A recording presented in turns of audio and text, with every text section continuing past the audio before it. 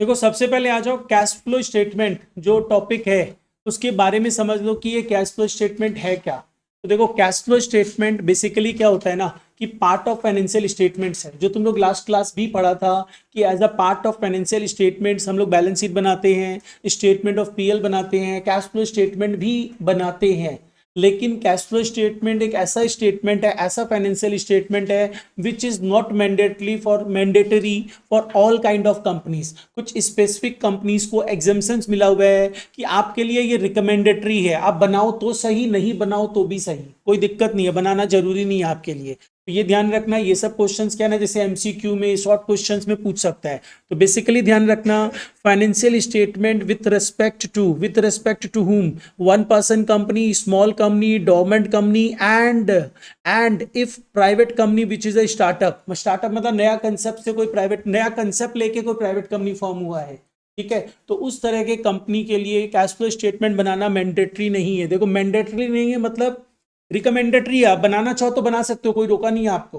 लेकिन हम आपके ऊपर अगर आप वो फाइनेंशियल स्टेटमेंट के पार्ट में कैश फ्लो स्टेटमेंट नहीं सबमिट करोगे तो आपको पेनलाइज नहीं किया जाएगा।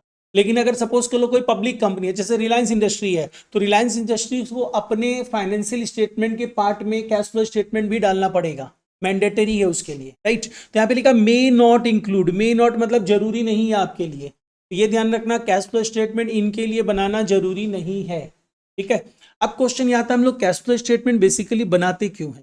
देखो बेसिकली क्या होता है, एक तो स्टेच्यूटरी रिक्वायरमेंट है, स्टेच्यूटरी रिक्वायरमेंट है, कंपनीज एक्ट बोलता है आपको बनाना पड़ेगा part of the financial statement, तो बनाना पड़ेगा, कोई अदर ऑप्शन ही नहीं है। और दूसरा क्या है ना, हम ये जानना चाहते हैं कि हमारे ऑर्गेनाइजेशन में ओवर द ईयर पूरे एक पर्टिकुलर ईयर के अंदर कैश एंड कैश इनफ्लो का क्या चेंज हुआ। जैसे सपोज कर लो अगर हम तुमको बैलेंस शीट दे देता है 2 साल की,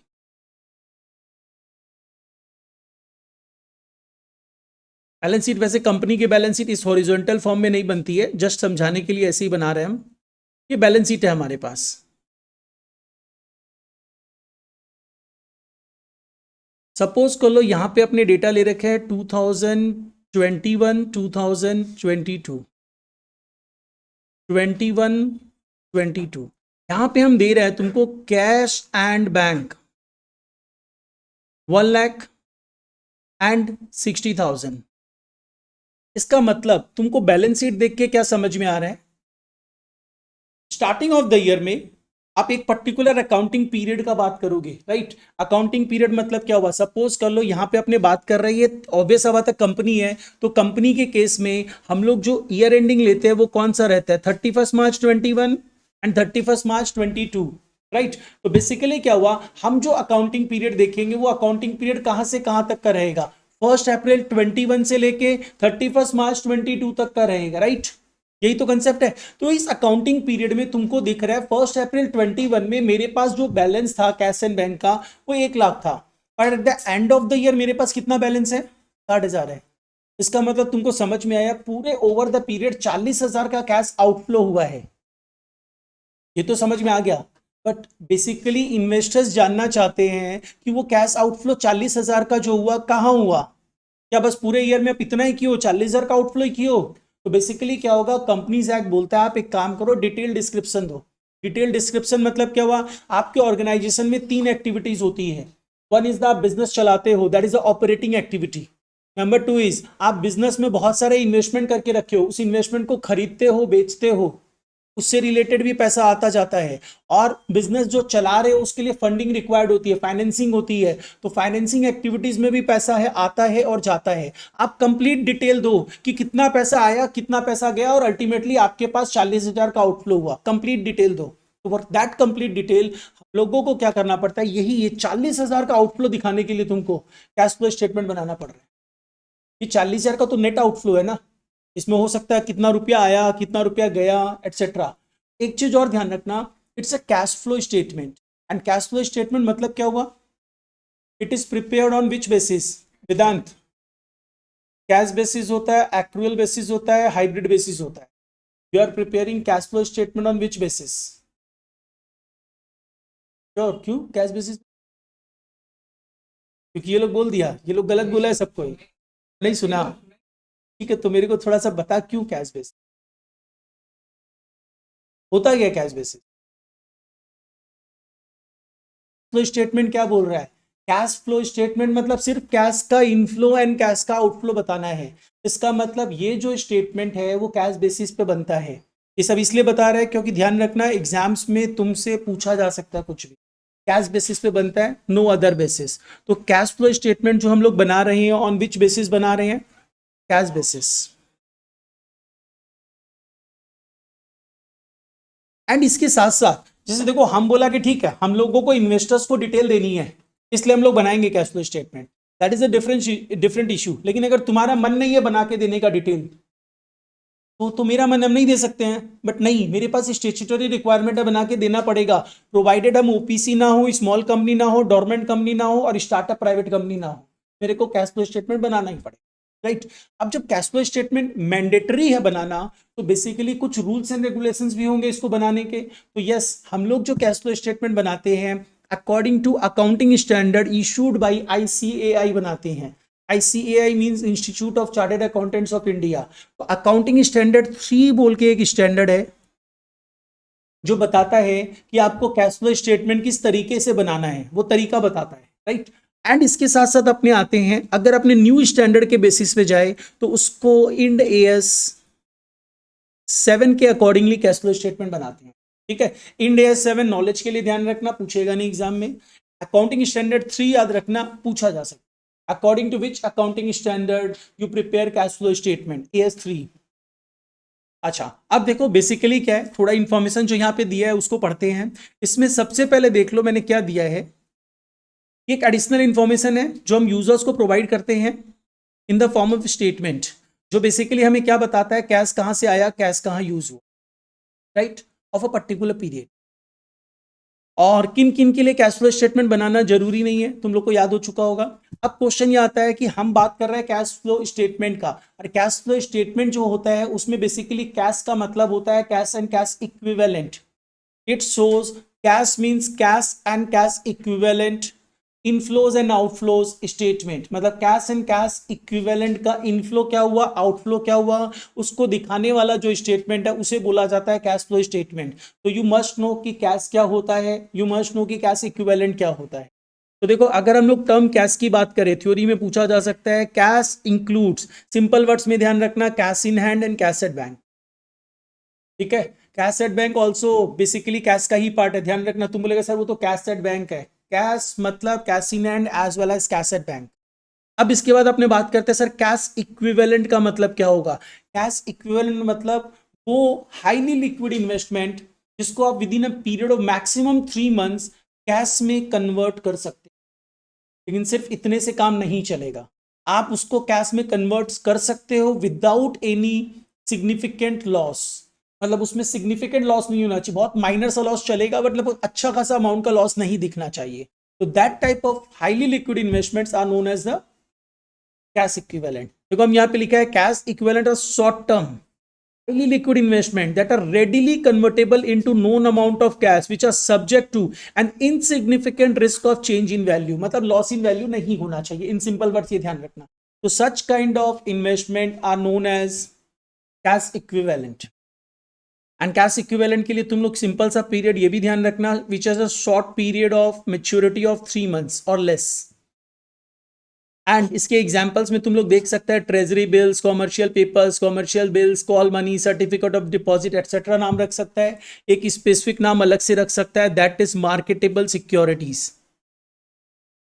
मार्केटेबल सिक्योरिटीज।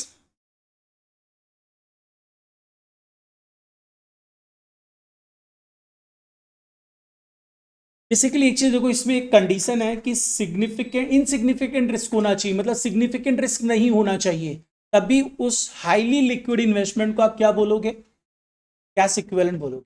सपोज कर लो, तुम बता संस्कार, हम क्या किया ना, हम सपोज कर लो आईसीआईसीआई बैंक का शेयर्स खरीद लिया, इक्विटी शेयर्स इन्वेस्टमेंट के लिए, और हम प्लान करके रखा है इसको 2.5 महीने में सटा देंगे। तो देख दो चीज सेट हो रहा है, एक तो हाईली लिक्विड है, हम चाहे तो उसको तुरंत बेच सकते हैं। दूसरा दूसरा पॉइंट ये कि हम प्लान ही कर रखा है 2.5 महीने में इसको सेल कर देंगे। ठीक है। तो इसका मतलब ये मेरे लिए कैश इक्विवेलेंट है। क्यों? क्योंकि इक्विटी शेयर्स में इन्वेस्टमेंट हाईली रिस्की होता है, हाईली लिक्विड होता है, तो क्या हुआ, हाईली रिस्की होता है, उसमें बहुत ही सिग्निफिकेंट लॉस होने का चांसेस रहता है। इनसिग्निफिकेंट तो अलग बात है, सिग्निफिकेंट लॉस हो सकता है, राइट। तो दैट इज वाई ध्यान रखना, कभी भी इक्विटी शेयर्स में आपको इन्वेस्टमेंट करते हो उसको कभी भी आप कैश इक्विवेलेंट में नहीं काउंट कर सकते हो, ठीक है। अब अपने आ जाओ next part, transactions not considered as cash flow. बहुत बार थ्योरीज में पूछता रहता है कौन कौन से ट्रांजैक्शंस को आप कैश फ्लो में नहीं कंसीडर करोगे। तो बेसिकली क्या हुआ, वो ट्रांजैक्शंस जिसमें एक्चुअली में कैश का इनफ्लो आउटफ्लो होता ही नहीं है, right. I am not saying non cash transactions, I am saying which transactions are not considered as a cash flow. मतलब एक्चुअली में तुमको दिख रहा है कैश का फ्लो हो रहा है, बट उसमें कैश का फ्लो नहीं हो रहा है। We are talking about that type of transactions, ठीक है। तो वो ट्रांजैक्शंस क्या हो सकते हैं, हम कैश बैंक में जमा किया, अपने कैश एंड कैश इक्विवेलेंट के बीच में कोई मूवमेंट होगा ना, तो उसको मान के चलेंगे कैश का फ्लो नहीं हो रहा है। हम कैश बैंक में जमा किया तो क्या हुआ, मेरा कैश कम हो गया लेकिन बैंक बैलेंस तो बढ़ गया। तो अल्टीमेटली तो कैश एंड कैश इक्विवेलेंट के थ्रू बात करें तो कोई भी चेंज नहीं हुआ है, राइट। तो देख हम वहां एग्जांपल भी दिया है, transactions which represent movement between items of cash और cash equivalent are not considered as a cash flow. For example you can say cash deposited into the bank, cash withdrawn from the bank, और marketable securities को purchase या sale करना etcetera क्या हो जाएगा, not cash flow.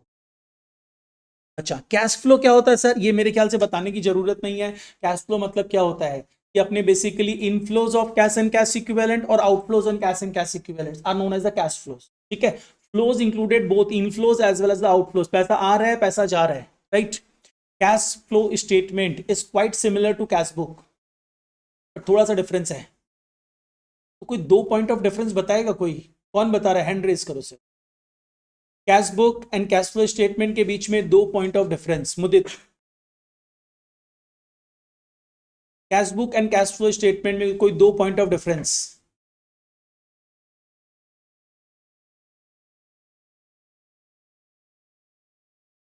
चलो एक point तुम सही बताया है, एंड सूर्याल दूसरा कोई point.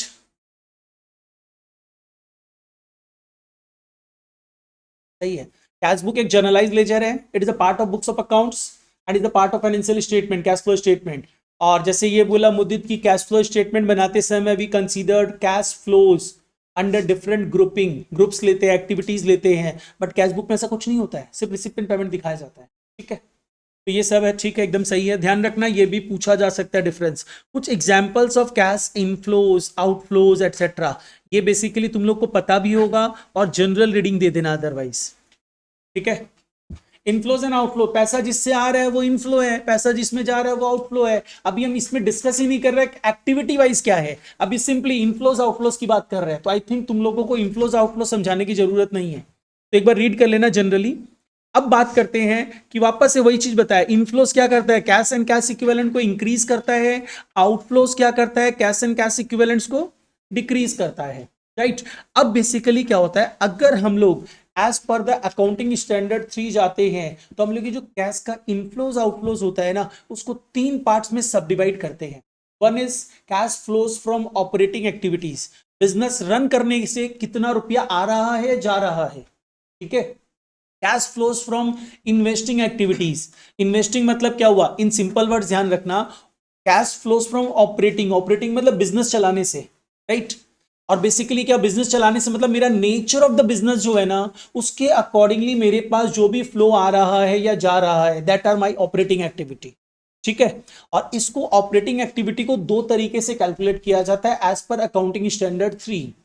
One is direct method, direct method बोलता है कि कैश सेल्स ले लो, कलेक्शन फ्रॉम डेटर्स ले लो एटसेट्रा, तुम लोगों के सिलेबस में नहीं है, ठीक है।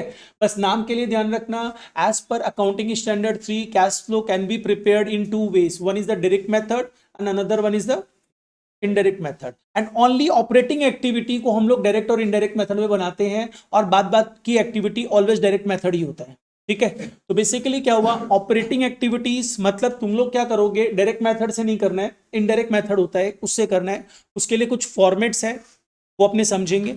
इसके साथ साथ अपने आता है इन्वेस्टिंग एक्टिविटीज, इन्वेस्टिंग मतलब परचेज और सेल ऑफ एसेट। इन्वेस्टमेंट क्या करते हो, एसेट्स में इन्वेस्टमेंट करते हो, तो परचेज और सेल ऑफ एसेट्स और रिलेटेड आइटम्स। रिलेटेड आइटम्स मतलब क्या हो गया, हम इन्वेस्टमेंट कर रखे हैं, उससे रिलेटेड मेरे को इंटरेस्ट मिल रहा है, तो जो इंटरेस्ट रिसीव कर रहे हो वो कौन सी एक्टिविटी का पार्ट होगा, इन्वेस्टिंग का ही पार्ट होगा। इन्वेस्टमेंट से रिलेटेड जो भी रिसिप्ट होगी वो इन्वेस्टमेंट का ही पार्ट होगा। रिलेटेड आइटम का मतलब ये होता है, ठीक है। एंड फाइनेंसिंग एक्टिविटीज मतलब क्या होता है? Third activity is the financing activity. तो फाइनेंसिंग एक्टिविटी मतलब क्या हुआ कि फंड से रिलेटेड, फंड रेज करना, फंड का रिपेमेंट करना। And related item, fund raise करना मतलब शेयर्स इशू कर दिए, कंपनी का कैश फ्लो कर रहे हो ना, शेयर्स इशू कर दिए, डिवेंचर्स इशू कर दिए, लोन ले लिए बैंक से, ये सब क्या है? फंड है ना। फंड रेज करना, पैसा आ रहा है, अब लोन लिए तो रीपे भी तो करेंगे। रीपेमेंट ऑफ द लोन कहाँ पे आएगा? इसी में आएगा, फाइनेंसिंग एक्टिविटी में। हम इंटरेस्ट ऑन लोन पे कर रहे हैं, कहाँ पे आएगा? Related item. Interest on loan related item, किससे रिलेटेड? फंड से रिलेटेड, फाइनेंसिंग एक्टिविटी। बस बेसिकली इतना ही ध्यान रखना है, ठीक है। अब अपने आते हैं, मतलब 3 एक्टिविटीज है, ऑपरेटिंग, इन्वेस्टिंग, फाइनेंसिंग, ठीक है। अब इसके बाद ये आता है कि 2 मेथड्स भी है। क्या क्या मेथड्स है? Direct method and indirect method. नाम के लिए याद रखना और कोई काम नहीं है। ऑपरेटिंग एक्टिविटी ऑलरेडी हम बता चुका है, तुम्हारा प्रिंसिपल रेवेन्यू प्रोड्यूसिंग एक्टिविटीज जो होती है of the enterprise and other activities that are not investing और फाइनेंसिंग एक्टिविटी। मतलब तुम्हारी प्रिंसिपल रेवेन्यू प्रोड्यूसिंग एक्टिविटी जो होती है उससे ऑपरेटिंग एक्टिविटी बोला जाता है। जैसे फॉर एग्जाम्पल एक बार समझते हैं, सपोज कर लो मेरा कंपनी जो है एसेट मैनेजमेंट कंपनी, एएमसी है। एसेट मैनेजमेंट कंपनी का काम होता है इन, मतलब बेसिकली इन्वेस्टमेंट फर्म है। मतलब हम लोग क्या करते हैं, हम लोग का एक्टिविटी ही है, हम लोग इन्वेस्टमेंट करते हैं, शेयर्स खरीदते हैं, डिवेंचर्स खरीदते हैं, कुछ पीरियड रखते हैं, उसमें हम लोगों को डिविडेंड मिलता है, इंटरेस्ट मिलता है, उसकी वैल्यू अप्रिशिएट करती है, बेच देते हैं। मेरा नेचर ऑफ द बिजनेस ही है। तो इसका मतलब क्या हुआ, जब हम इंटरेस्ट रिसीव करेंगे, तुम लोग अभी अभी सुना, इंटरेस्ट रिसीव करना किस एक्टिविटी का पार्ट है? Investment, right. लेकिन ये जो इंटरेस्ट रिसीव करेंगे वो किसका पार्ट हो जाएगा? मेरा प्रिंसिपल रेवेन्यू प्रोड्यूसिंग एक्टिविटी है, कि मेरा बिजनेस ही वही है कि हम शेयर्स में इन्वेस्ट करते हैं, डिवेंचर्स में इन्वेस्ट करते हैं, क्योंकि मुझे इंटरेस्ट अर्न करना है, डिविडेंड अर्न करना है, मेरे को कैपिटल एप्रिसिएशन चाहिए। तो इसका मतलब मेरा अगर नेचर ऑफ द बिजनेस ये है, तो मैं जो इंटरेस्ट रिसीव करूंगा वो मेरा ऑपरेटिंग एक्टिविटी होगा, ठीक है। बट ये तुम लोग जस्ट नॉलेज के लिए ध्यान रखना, तुम लोगों के सिलेबस पॉइंट ऑफ व्यू से इन्वेस्टमेंट फर्म का कैश फ्लो स्टेटमेंट एक्सेट्रा नहीं है, ना तो सीबीएसई में, ना आईएससी में, ना डब्ल्यूबी, ठीक है। बट नॉलेज के लिए ध्यान रखना कि ऐसा होता है। अब अपने आ जाओ नेक्स्ट पार्ट। तो इसका मतलब अगर हम लोग कुछ एग्जांपल्स पूछे cash flows from operating activities का, तो दे सकते हो तुम लोग। जनरली डायरेक्ट मेथड से दे देना ज्यादा इजी रहेगा। Cash sales, collection from debtors, payment to creditors, payment for operating expenses, that are all what? Operating activity का एग्जांपल्स है, ठीक है। अब अपने आ जाओ नेक्स्ट पार्ट। यहाँ पे जैसे हम जो फाइनेंशियल एंटरप्राइज वाला बोला था ना, एएमसी, उसका कंसेप्ट दिया हुआ है। जनरल रीडिंग दे देना, और नहीं दोगे तो भी चलेगा, बिकॉज तुम लोगों के सिलेबस में नहीं है। हाँ, हो सकता है एमसीक्यू या शॉर्ट क्वेश्चंस में पूछ ले, तो ध्यान रखना। वो तो मेरे ख्याल से अभी हम जो बताया उससे भी तुम लोग को ध्यान रह जाए।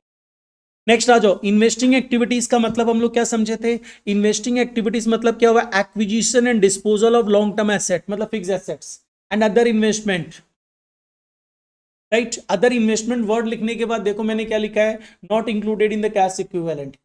इन्वेस्टमेंट तो कैश इक्विवेलेंट में भी कंसीडर किया जाता है ना, पर वो हाईली लिक्विड इन्वेस्टमेंट हो, जिसको विद इन 3 मंथ्स आप रियलाइज कर सकते हो कैश में, तो that investment as a marketable securities, और वो कैश इक्विवेलेंट में काउंट हो जाता है। इस इन्वेस्टमेंट की बात यहाँ पे नहीं कर रहे हैं, ठीक है ना। तो इन्वेस्टमेंट मतलब other long term investment which are not a part of cash and cash equivalent.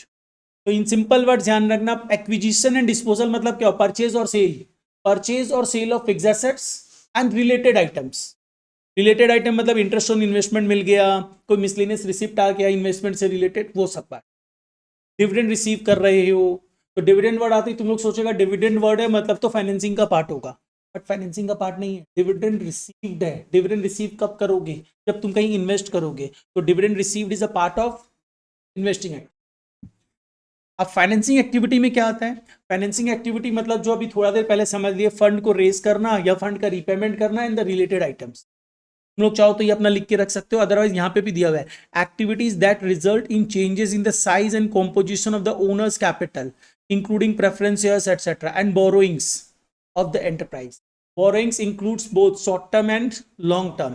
मतलब बेसिकली अगर बैंक ओवरड्राफ्ट है, अगर कैश क्रेडिट है, तो इसमें कोई चेंजेस हो रहा है, तो cash credit, bank overdraft etcetera क्या है? शॉर्ट टर्म बोरोइंग्स है, राइट। तो शॉर्ट टर्म बोरोइंग्स जनरली हम लोग करेंट लाइबिलिटी में दिखाते हैं, बट क्या यहाँ पे कंसीडर करेंगे इसमें फाइनेंसिंग एक्टिविटी में? यस, ध्यान रखना, करेंट लाइबिलिटी की तरह मत लेना कैश फ्लो स्टेटमेंट में शॉर्ट टर्म बोरोइंग्स को, उनको फाइनेंसिंग एक्टिविटीज में दिखाया जाएगा, ठीक है, बैंक ओवरड्राफ्ट हुआ, कैश क्रेडिट हुआ, एटसेट्रा को आप कहाँ दिखाओगे? फाइनेंसिंग। नॉन कैश ट्रांजेक्शन क्या होता है? अगर पूछ ही ले, give any 2 examples of the non cash transactions, तो नॉन कैश ट्रांजैक्शंस मतलब वो ट्रांजैक्शंस जिसमें कैश का इन्वॉल्वमेंट होता ही नहीं है, ऐसे ट्रांजैक्शंस जिसमें कैश का इन्वॉल्वमेंट नहीं होता है। तो तुम बताओ नितेश, कोई एक एग्जांपल ही बताओ ना जिसमें कैश का इन्वॉल्वमेंट है ही नहीं। आराम से दे सकता है ये सब एग्जाम्पल। इंटरेस्ट रिसीव्ड,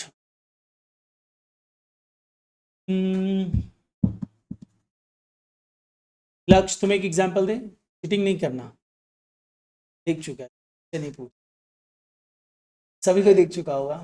वैसे देखो नॉन कैश ट्रांजैक्शंस मतलब क्या हुआ? वो ट्रांजैक्शन जिसमें कैश का फ्लो नहीं होगा। दिविसा बताएगी। प्रॉमिस टू पे तो ट्रांजैक्शन ही नहीं है, तो हम लोग नॉन कैश ट्रांजैक्शंस में क्यों चले गए?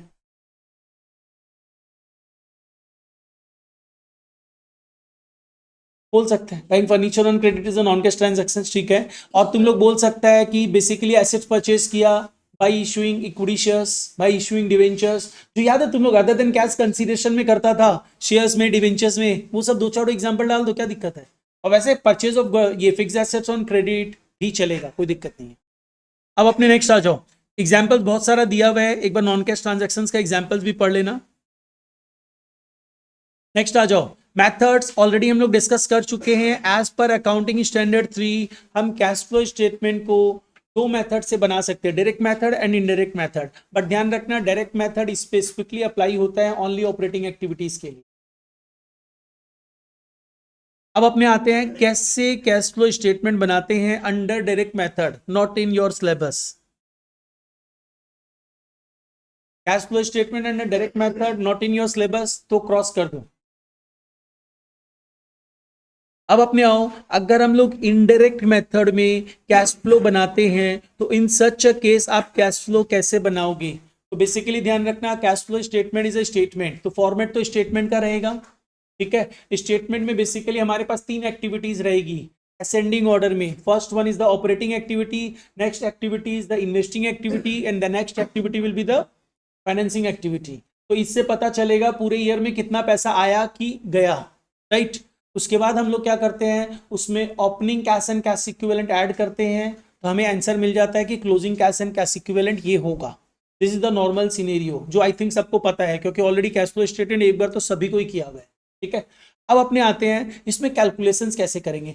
सबसे पहले हम लोग क्या कैलकुलेट करते हैं, cash flows from operating activities, ठीक है। तो वो कैसे कैलकुलेट करेंगे?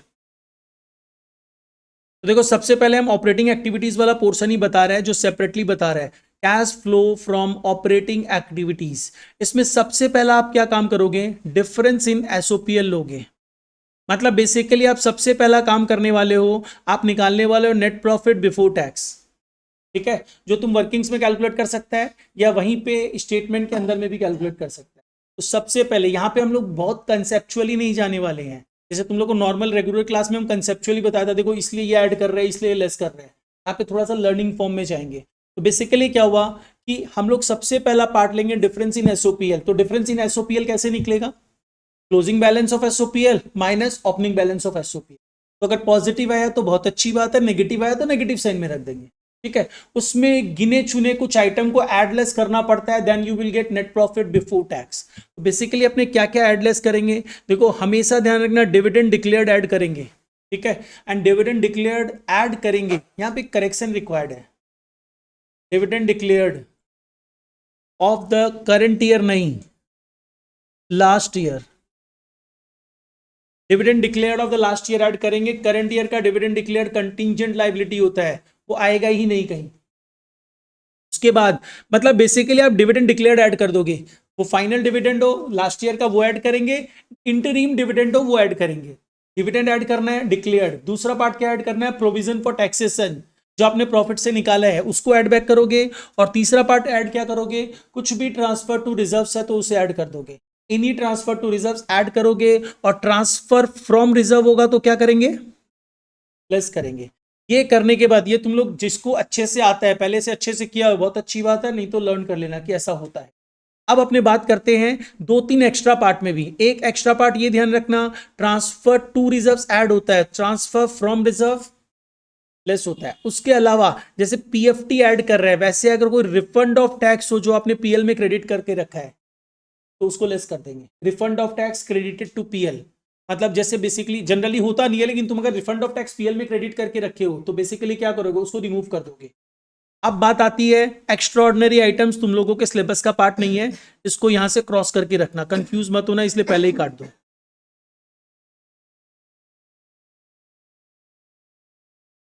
एंड ये अमाउंट जो निकलेगा इसको आप क्या नाम दोगे पता है, नेट प्रॉफिट बिफोर टैक्स। मतलब इन सिंपल वर्ड्स आपको नेट प्रॉफिट बिफोर टैक्स में लाने के लिए डिफरेंस इन एसओपीएल लेना पड़ा।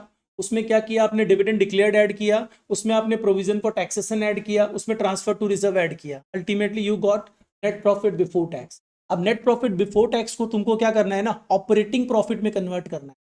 ठीक है, ऑपरेटिंग प्रॉफिट में कन्वर्ट करने के लिए आप क्या करोगे, कैश ऑपरेटिंग प्रॉफिट में कन्वर्ट करना है। तो जो भी नॉन कैश आइटम्स पीएल में चार्ज किए हुए रहते हैं, जो भी नॉन ऑपरेटिंग आइटम पीएल में चार्ज किए हुए रहते हैं, नॉन ऑपरेटिंग के लिए सिंपल सा चीज ध्यान रखना, जो चीज तुमको इन्वेस्टिंग एक्टिविटी में दिखाना है, जो चीज तुमको फाइनेंसिंग एक्टिविटी में दिखाना है, उसको हटाना पड़ेगा।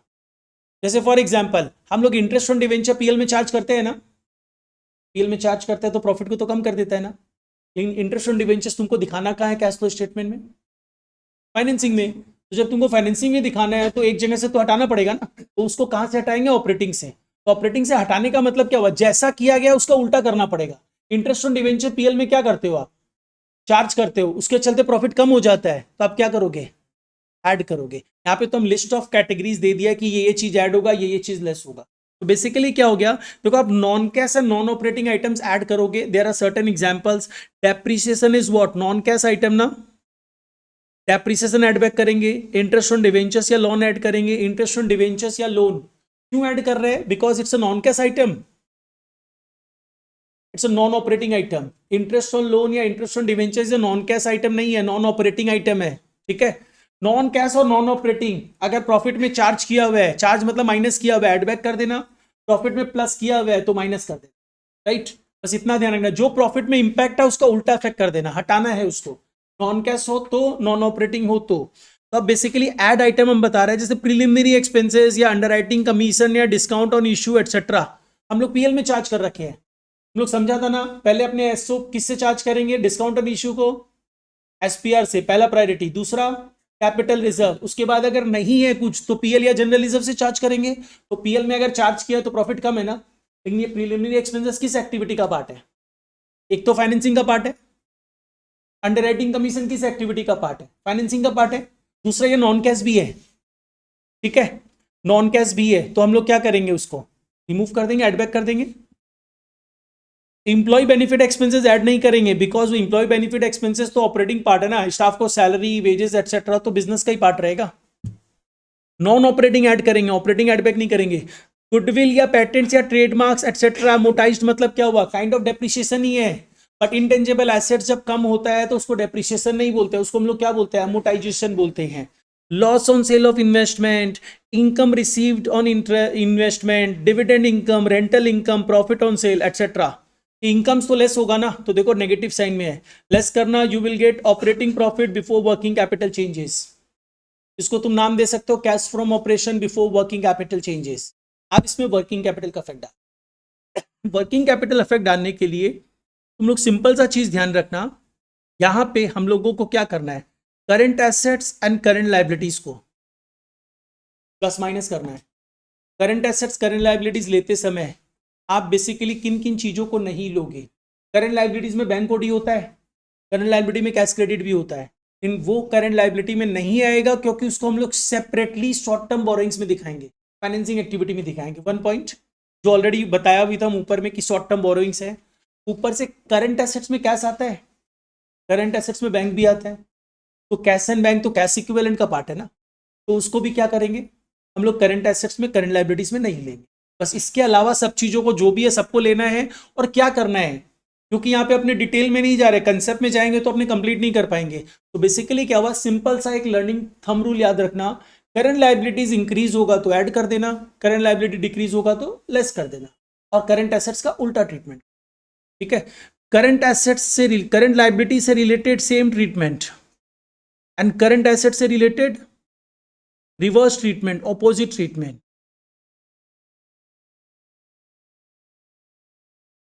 करंट एसेट्स इंक्रीज होगा तो लेस करेंगे, करंट एसेट्स डिक्रीज होगा तो ऐड करेंगे, और करंट लायबिलिटी इंक्रीज होगा तो ऐड करेंगे, करंट लायबिलिटी डिक्रीज होगा तो लेस करेंगे। ये करने से तुमको अल्टीमेटली क्या मिलेगा? Cash from operation after working capital changes.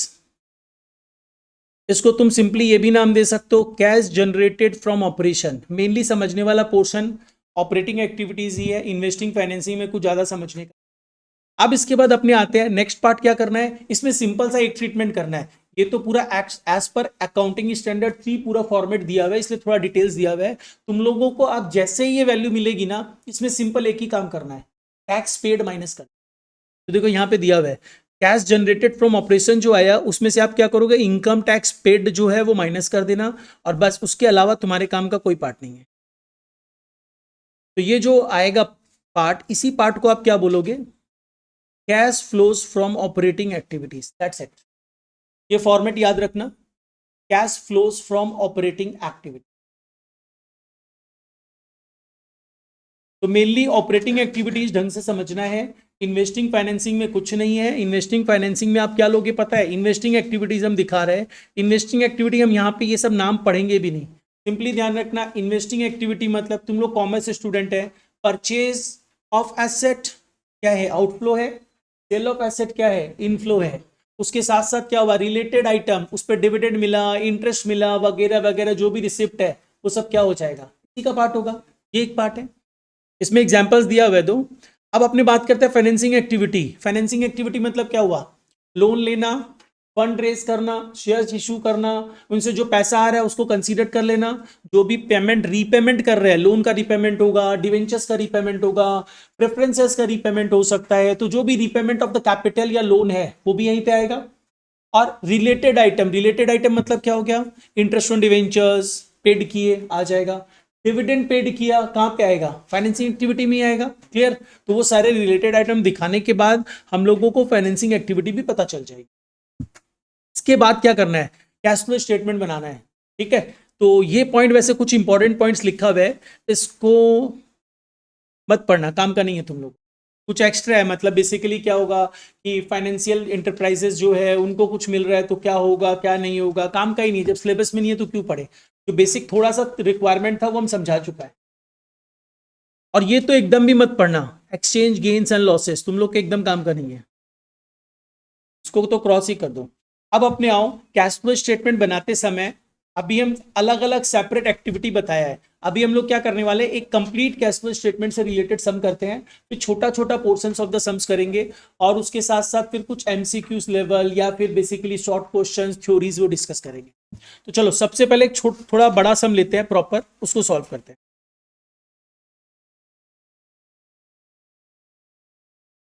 Problem number 8।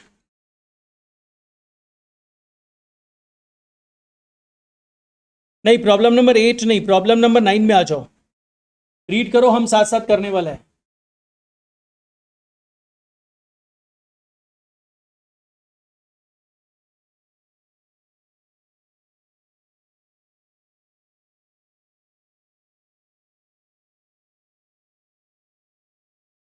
सबसे पहले हम लोग हेडिंग दे देंगे किसके बुक्स में बना रहे हैं।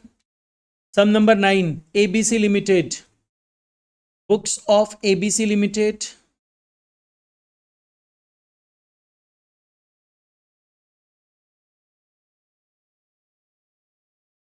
कैश फ्लो स्टेटमेंट,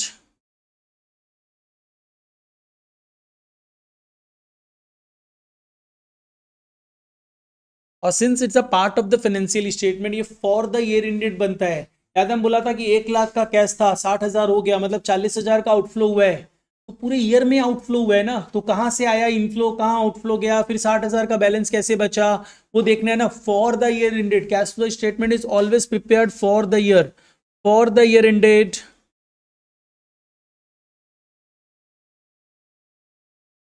देखो फॉर द ईयर एंडेड कब का बन रहा है? 31 मार्च 19 का, 31 मार्च 19।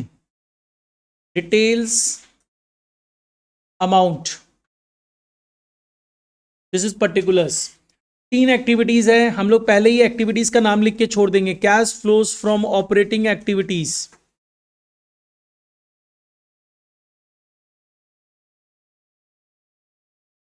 इसमें थोड़ा सा स्पेस ज़्यादा रखना क्योंकि इसमें प्लस माइनस ज़्यादा होते हैं। एंड इसके बाद हम लोग नेक्स्ट पार्ट में मूव कर जाएंगे, cash flows from investing activities. जो हम बोला था एक असेंडिंग ऑर्डर फॉलो करना। इसके बाद अपने नेक्स्ट पार्ट में आ जाएंगे cash flows from financing activities. तो बेसिकली ये 3 डिवीजन है, इसको लेके छोड़ दो, इसको अभी कुछ नहीं करना है। अब हम लोग next part specifically move on कर जाएंगे वर्किंग्स में।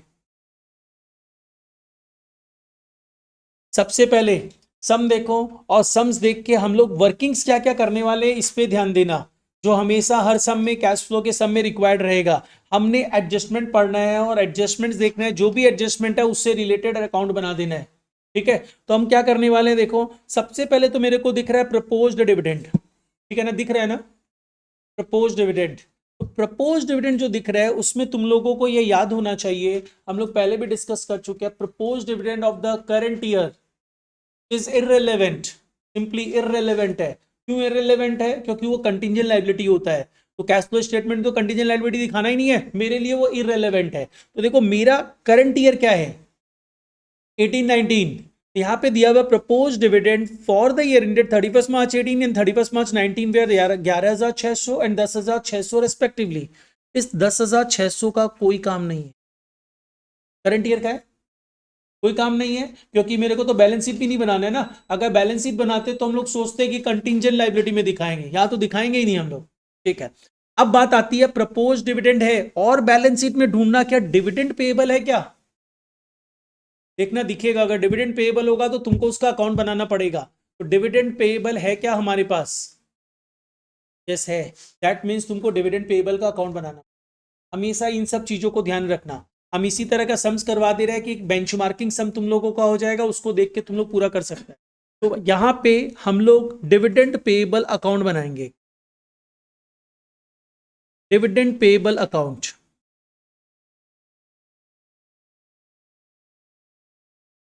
पहले सारे अकाउंट्स बना लेना।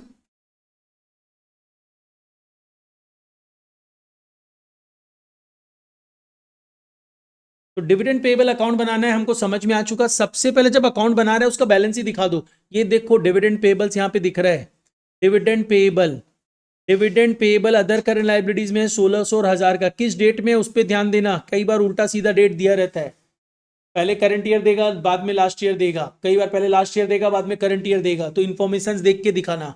यहाँ पे मेरे को दिख रहा है ओपनिंग बैलेंस मेरा 1000 रुपये का है। ओपनिंग बैलेंस मतलब क्या हो गया, यहाँ पे liability, liability has a credit balance. तो by balance brought down, by balance brought down 1000 and to balance carried down.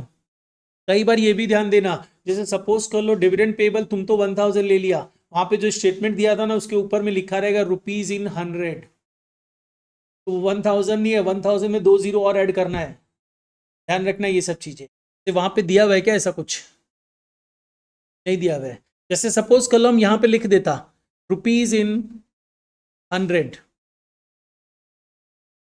2 zero कर देता, तो इसका मतलब क्या हुआ, तुम यहाँ पे जो 1000 ले रहे हो वो 1000 नहीं है एक्चुअली में, अब इसमें 2 जीरो और ऐड करके लेना इन्फॉर्मेशन लेते। ठीक है, मतलब 1,00,000 रुपया हो जाता। यहाँ पे नहीं दिया हुआ वैसे। अब अपने आ जाओ नेक्स्ट पार्ट, और आई थिंक तुम लोग के लेवल में देता भी नहीं है, नहीं देता ना इस तरह। अच्छा, टू बैलेंस कैरेट डाउन, कितना बैलेंस है क्लोजिंग में, 1600 रुपया। बैलेंस दिखा के छोड़ रहा है, अभी कुछ नहीं कर रहा है। जो अकाउंट बनाना है पहले वो अकाउंट बनाएंगे, अकाउंट का बैलेंस दिखाएंगे। एक सिस्टम फॉलो करना, मोस्टली सम राइट ही होगा। अब अपने आ जाओ नेक्स्ट पार्ट। नेक्स्ट कौन सा अकाउंट बनाना है, हमने डिवेंचर पे इंटरेस्ट पेड किया है। इंटरेस्ट के लिए कभी अकाउंट नहीं बनाना पड़ेगा। ये दिया है इंटरेस्ट पेड किया है 8000, तो इंटरेस्ट पे किए हो तो इसका 2 ट्रीटमेंट है। एक ये क्या है, पीएल में चार्ज हुआ होगा, नॉन ऑपरेटिंग है, एड बैक करना पड़ेगा ऑपरेटिंग एक्टिविटी में। और दूसरा ये किसका पेमेंट है, फाइनेंसिंग एक्टिविटी का पेमेंट है, वहां पे नेगेटिव में दिखाना पड़ेगा।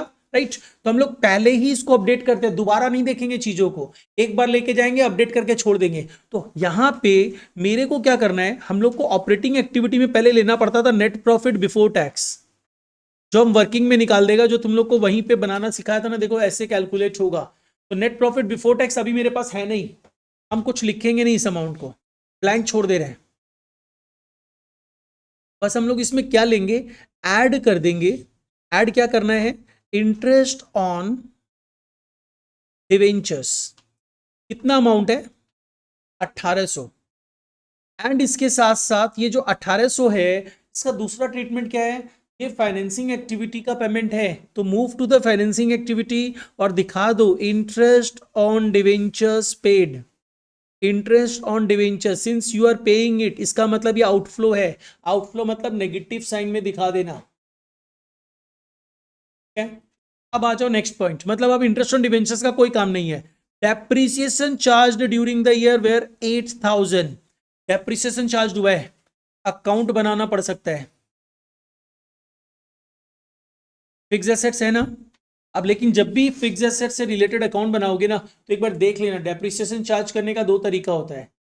एक प्रोविजन फॉर डेप्रिसिएशन टेक्निक होता है और एक नॉर्मली होता है। तो तुमको प्रोविजन फॉर डेप्रिसिएशन जब भी होगा ना, उसका ओपनिंग क्लोजिंग दो बैलेंस रहेगा। एक्यूमुलेटेड डेप्रिसिएशन के नाम से हो सकता है, प्रोविजन फॉर डेप्रिसिएशन के नाम हो सकता है। वो बैलेंस शीट में दिखाई देगा या बैलेंस शीट के बाहर दिखाई देगा, दिखाई देगा। तो यहां पे दिख रहा है क्या ऐसा कुछ, नहीं, प्रोविजन फॉर डेप्रिसिएशन कुछ नहीं दिख रहा है। इसका मतलब डायरेक्ट एक अकाउंट बनेगा, that is fix assets account. तो एक फिक्स एसेट्स अकाउंट बना दो। वर्किंग नोट नंबर 2,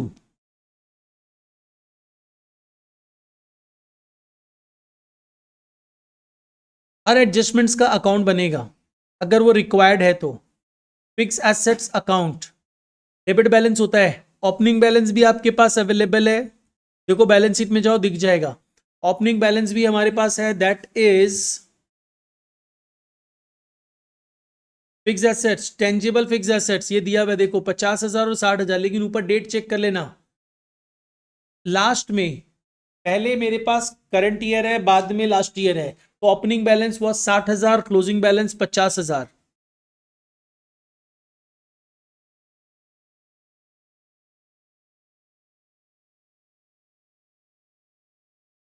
ये दिखाने के बाद अब नेक्स्ट और क्या है,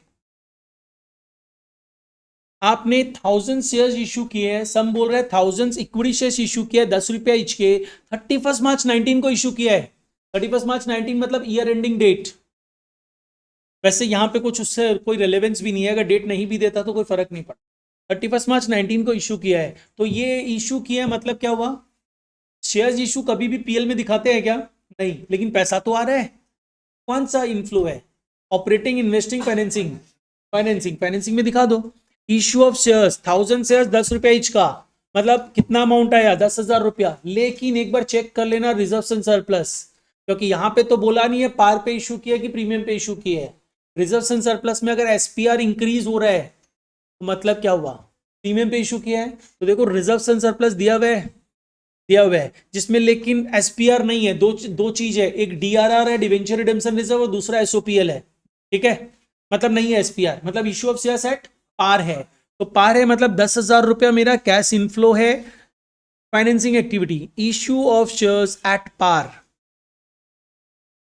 issue of equity shares at par, and the amount is 10,000। Inflow है, पॉजिटिव साइन में रखना। नेक्स्ट आ जाओ, इसके बाद मेरे पास एक एक्स्ट्रा आइटम डाला हुआ है, that is they are saying कि ये जो शेयर्स इशू किया ना आपने, उसके लिए 1,000 रुपये एक्सपेंडिचर इंकर हुआ है, जिसको आपने पीएल से राइट ऑफ कर दिया है। इसका ट्रीटमेंट क्या होना चाहिए, देखो सबसे पहला बात शेयर्स इशू एक्सपेंसेस है। शेयर्स इशू एक्सपेंसेस आएगा कहाँ पे, ऑब्वियस सा बात है, रिलेटेड आइटम, इससे रिलेटेड, शेयर्स से रिलेटेड, कहाँ पे आना चाहिए, फाइनेंसिंग एक्टिविटी। तो go to the financing activity और दिखा दो shares issue expenses, shares issue expenses. अब नेक्स्ट पार्ट हम लोगों को श्रुति बताएगी, ये शेयर्स इशू एक्सपेंसेस तो पे किए है ना, वैसा बात एक्सपेंडिचर है तो पे किए होंगे, तो पे किए हैं तो नेगेटिव आइटम है। इसका कोई दूसरा इफेक्ट भी है क्या, ऑपरेटिंग एक्टिविटी में ऐड करेंगे, क्योंकि तुम पीएल में चार्ज कर दिया, प्रॉफिट कम कर दिया, वहां का आइटम ही नहीं है, तो वहां से हटाओगे तो ऐड करना पड़ेगा ना। तो आप क्या करोगे, ये ऑपरेटिंग एक्टिविटी वाले पार्ट में जाके ऐड कर दोगे share issue expenses, and the amount is ₹1,000। Done, ये पार्ट हो गया। मतलब नीचे जो भी इंफॉर्मेशन है हमने कंप्लीटली यूज कर ली है, और जो यूज नहीं कर पाए हैं उसके लिए अकाउंट बनाना है। ठीक है, तो अब हम लोग क्या कर रहे हैं, अकाउंट बना चुके हैं, इसमें देखते हैं रिलेटेड इंफॉर्मेशन दिखाते हैं। रिलेटेड इंफॉर्मेशन क्या है, proposed dividend of the last year कितना था, 11,600। ये डिविडेंड आपने देने की बात की होगी कि 11,600 का डिविडेंड हम देंगे कब, इस साल ना। तो डिविडेंड कहां से दोगे, प्रॉफिट से। तो प्रॉफिट से दोगे तो एंट्री क्या होगी, profit account debited to dividend payable account, dividend declared account, already account बना हुआ है मेरे पास। तो आप यहाँ पे क्या करोगे, profit account debited to dividend payable, मतलब यहाँ पे करोगे बाई प्रॉफिट, बट प्रॉफिट नाम मत लिखना कि कहां से दोगे, प्रॉफिट से दोगे, एसओपीएल से दोगे, सरप्लस पैसा से दोगे, जो बस सरप्लस बचा हुआ है तुम्हारे पास, यहाँ पे लिखना by surplus in SOPL, statement of PL. कितना डिक्लेयर किया आपने, 11,600। आपके पास ऑलरेडी 1,000 रुपया पहले से देने बाकी था, 11,600 आप और देने की कमिटमेंट कर दिए, तो टोटल आपको 12,600 देना है। लेकिन आप बोल रहे हो 1,600 तो अभी भी बाकी है, क्योंकि पता ही नहीं चला किसको देना है, नहीं दे पाए हम। पे कितना किया आपने, ऑब्वियस सा बात है 11,000 पे किए, तो 11,000 पे किए मतलब क्या हो जाएगा, to bank dividend payable account debited to bank account dividend paid. अगर ये डिविडेंड पेएबल नहीं होता तो आप स्ट्रेट अवे ये जो 11,600 है ना, उसी का पेमेंट दिखा देते। ठीक है, ये सब चीजें भी ध्यान रखना। तो कितना पेमेंट किया आपने, 11,000 ना। और एक चीज ध्यान रखना, डिविडेंड पेएबल अकाउंट अगर बनाते हो तो इन सच सर्कमस्टांसेस ऑलवेज जो डिक्लेयर करोगे वो यहीं पे क्रेडिट साइड में ही आएगा, और पेमेंट्स ऑलवेज डेबिट साइड में आएगा। अब अपने को क्या करना है, इसको अपडेट करना है। तो अपडेट मतलब क्या हुआ, अपने एक एक्स्ट्रा वर्किंग नोट और बनाएंगे, जो तुम चाहो तो कैश फ्लो स्टेटमेंट में बना सकते थे, नेट प्रॉफिट बिफोर टैक्स। इसमें हम क्या बोला था, सबसे पहला काम ये करना, डिफरेंस इन एसओपीएल ले लेना, मतलब opening balance minus closing balance, difference in SOPL. Closing balance minus opening balance, positive आएगा तो पॉजिटिव, नेगेटिव आएगा तो नेगेटिव। क्लोजिंग बैलेंस एसओपीएल का कितना है, 2,400, ओपनिंग बैलेंस कितना है, मतलब 400 का डिफरेंस है, तो अपने डिफरेंस इन एसओपीएल विल बी 400। इसमें आप गिने चुने आइटम्स को ही लेते हो, जो हम तुमको वहां भी बताया था। यहां पे ध्यान दो, एक आइटम अपने लेते हैं डिविडेंड डिक्लेयर्ड, जो आपने इस साल डिक्लेयर किया। ऑब्वियस सा बात है, इस साल जो डिक्लेयर करोगे लास्ट ईयर का ही होगा। इंटरीम डिविडेंड भी डिक्लेयर करना पड़ता है, मतलब मिड रिजल्ट्स को बेस पे जो डिविडेंड देते हैं। तो यहां पे आपने डिविडेंड कितना डिक्लेयर किया है, दिस इज डिविडेंड डिक्लेयर्ड। जो प्रॉफिट से सेट असाइड करते हो वो डिविडेंड डिक्लेयर्ड होता है, 11,600 डिक्लेयर किया है, एडबैक कर देते हैं वहां पे। तो 11,600 यहां पे आप एडबैक कर दोगे। इसके बाद अभी इसको कंप्लीट मत करना, इसके बाद आप क्या करोगे, डिविडेंड पेड भी तो किया है ना, वन बाय वन कंप्लीट करते जाओ, दोबारा देखना मत उसको। डिविडेंड पेड किया तो कहां दिखाएंगे, फाइनेंसिंग है ना, तो फाइनेंसिंग एक्टिविटी में पेमेंट्स दिखा दो, बोल। क्योंकि डिविडेंड डिक्लेयर प्रॉफिट से जितना निकालेंगे वही तो प्रॉफिट में ऐड करेंगे।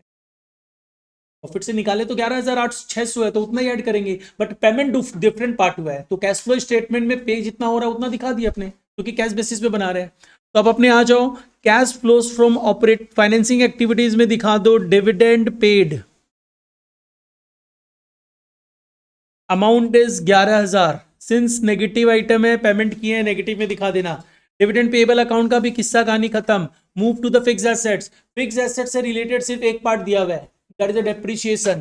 डेप्रीशिएशन कितना दिया हुआ है, 8,000। आप एंट्री क्या करोगे, depreciation account debited to fix assets 8,000।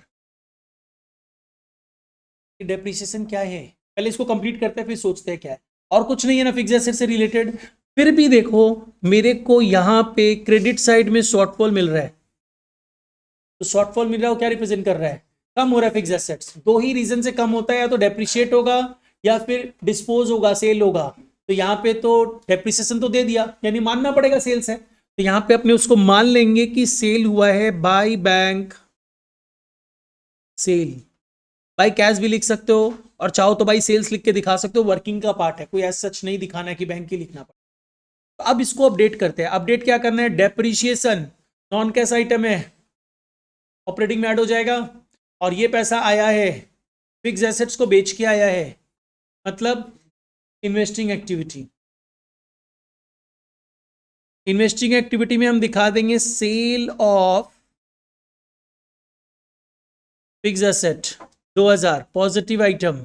अब इधर में ऊपर में जाओ, डेप्रिसिएशन एड बैक कर दो, depreciation on fix asset ₹8000 add back कर रहे हैं।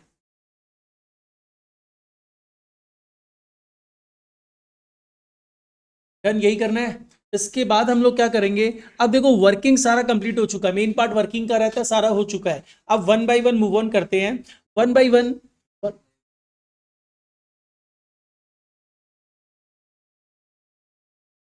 ठीक है, अब अपने आते हैं वन बाय वन कंप्लीट करने जा रहे हैं, तो इस वर्किंग को भी कंप्लीट कर देते हैं ना।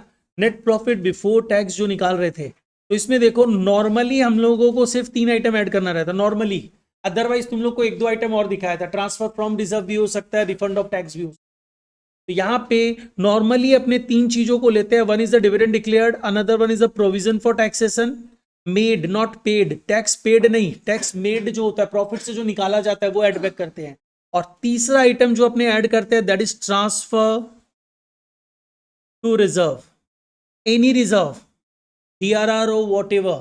तो यहां पे बेसिकली ध्यान दो, ऐसे कुछ आइटम्स है क्या ढूंढते हैं। पहले मुझे दिख रहा है प्रोविजन फॉर टैक्सेशन है क्या, देखो यहां पे दिख रहा है तुमको, PFT है शॉर्ट टर्म प्रोविजंस में, पहले 6000 था, अब 8400 हो गया। इसका एक बार अकाउंट बना के कंसेप्ट दे देता है, ये अदरवाइज एडजस्टमेंट ना हो तो बिना अकाउंट बनाए भी काम चल सकता है। तो अकाउंट कैसे बनाएंगे देख लो, provision for taxation,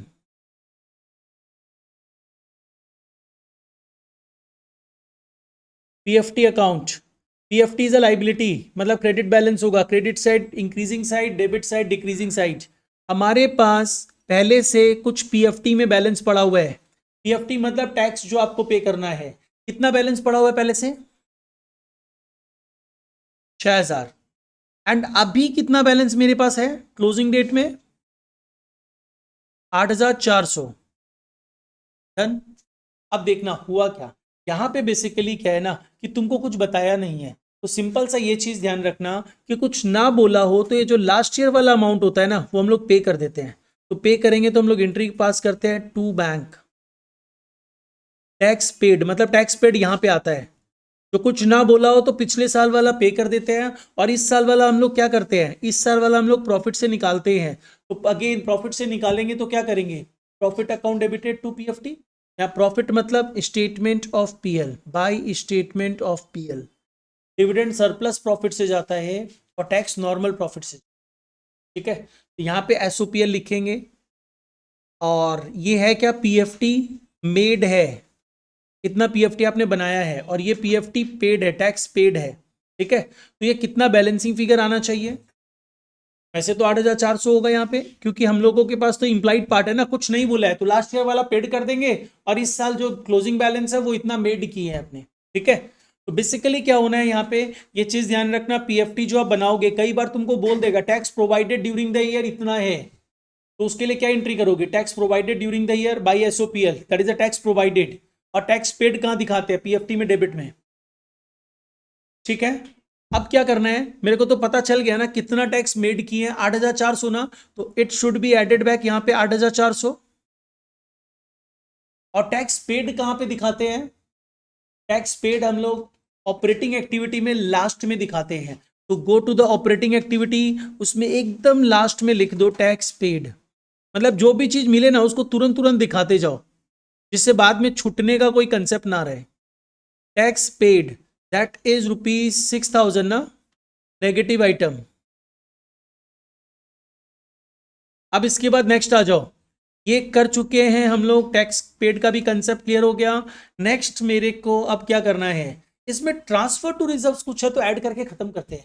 transfer to reserves, balance sheet में देखो, रिजर्व्स एंड सरप्लस में जाओ, पहले मेरे पास 4000 का बैलेंस था DRR का, अब बैलेंस हो गया 5000, इसका मतलब क्या हुआ, 1000 रुपया ट्रांसफर हुआ है। है ना, कहाँ से, प्रॉफिट से। तो प्रॉफिट से जो भी ट्रांसफर होगा रिजर्व में ऐड बैक होगा वहां पे, क्योंकि नॉन कैश आइटम है। तो ऐड बैक कर दो उसको। ट्रांसफर टू DRR, ये DRR में ट्रांसफर हुआ है, DRR and the amount is ₹1000। That's it, इतना काम हो गया है। इससे मेरे को पता चल जाएगा कि मेरा नेट प्रॉफिट बिफोर टैक्स कितना है। चलो बताओ तो जल्दी से। 27, 21,400। और ये जो नेट प्रॉफिट बिफोर टैक्स है ये आपको कहाँ दिखाना है, ये अपने जो नेट प्रॉफिट बिफोर टैक्स लिख रखे हैं ना, वहां देखो ब्लैंक छोड़ा हुआ था, 21,400, इसको यहां दिखा देंगे। ट्रांसफर फ्रॉम रिजर्व लेस होगा, ट्रांसफर टू रिजर्व ऐड होगा, ट्रांसफर फ्रॉम रिजर्व मतलब रिजर्व से निकाल के पीएल में ट्रांसफर हुआ है, मतलब पीएल में ऐड हुआ है तो उसको लेस कर देंगे। अब अपने आ जाओ, ये सब करने के बाद हम लोग नेक्स्ट पार्ट कहाँ मूव कर रहे हैं। नेक्स्ट पार्ट एडजस्टमेंट सारा अपना कंप्लीट हो चुका है, अब कुछ नहीं देखना है। अब नेक्स्ट पार्ट तुम्हारा ये रहेगा, मोरलेस कैश फ्लो कंप्लीट हो चुका है, इतना करने का मतलब। अब तुम लोग क्या देखना, हर आइटम्स को एक बार रिव्यू करना, जिनका अकाउंट बन चुका है, जिनका ट्रीटमेंट हो चुका है भूल जाना, उसको देखना भी नहीं है, क्यों टाइम वेस्ट करें। एक बार रिव्यू करना, करंट एसेट्स करंट लाइबिलिटीज को मत चेक करना, क्योंकि उसका तो अलग से ट्रीटमेंट होगा। अभी अपने सबसे पहले आओ, शेयर कैपिटल दिख रहा है, ट्रीटमेंट हो चुका है क्या, हो चुका है, ठीक है। रिजर्व्स एंड सरप्लस हो चुका है, उसका ट्रीटमेंट तो कर ही चुका है, अब नहीं देखना है। Next non current liabilities long term borrowings है, इसका ट्रीटमेंट नहीं हुआ है, इसका सिर्फ इंटरेस्ट का ट्रीटमेंट हुआ है। पहले लॉन्ग टर्म बोरोइंग्स 12,000 था, अब हो गया 23,000, इसका मतलब क्या हुआ, फर्दर रेज हुआ है। इसके लिए पॉइंट नंबर 2 लिखा हुआ है, एक बार नोट्स 2 में आते हैं। नोट्स 2 में दे आर शोइंग कि मेरे पास पहले 12,000 का 15% डिवेंचर्स था, तो अब कितना हो गया, यानी इसका मतलब क्या है, इशू किया गया है। तो इसको इशू किया गया है तो पैसा आया है ना, फाइनेंसिंग एक्टिविटी। तो go to the financing activity and issue of debentures दिखा दो। Issue of debentures ₹1,000, positive inflow है। नेक्स्ट इसके बाद क्या दिया हुआ है, एक और लोन था, पहले से कुछ भी नहीं था, 10,000 का लोन अराइज हो गया जिसका नाम है लोन फ्रॉम बैंक, मतलब बैंक से 10,000 का लोन लिया गया होगा। अगेन इट्स एन इनफ्लो, और फाइनेंसिंग एक्टिविटी का इनफ्लो है ना। तो move to the financing activity, loan from bank 10,000 हो गया ये पार्ट अपना। नेक्स्ट आ जाओ, नेक्स्ट क्या दिया हुआ है देखो, हम लोगों ने लॉन्ग टर्म बोरिंग्स का कंसेप्ट ले लिया, बाद बाकी सारे करंट लाइबिलिटीज है। जब आप करंट लाइबिलिटीज में जा रहे हो तो उसमें ध्यान रखना, शॉर्ट टर्म बोरिंग्स को करंट लाइबिलिटीज की तरह मत लेना। तो इसमें शॉर्ट टर्म बोरिंग्स है, तो शॉर्ट टर्म बोरिंग्स में क्या है हमारे पास, बैंक ओवरड्राफ्ट, इसको कहां पे लोगे, फाइनेंसिंग एक्टिविटी। पहले कितना था, 25,000, अब कितना हो गया, 13,600। इसका मतलब क्या हुआ, रिड्यूस हुआ, मतलब रीपेमेंट हुआ है। तो रिडक्शन या repayment of bank overdraft, repayment of bank overdraft,